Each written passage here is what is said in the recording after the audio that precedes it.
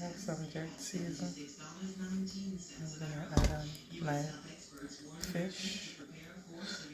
I'm gonna show you today how I jerk fish. Um,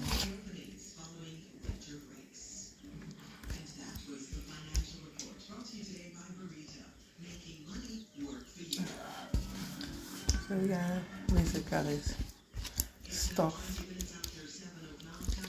the fish with most of the seasoning.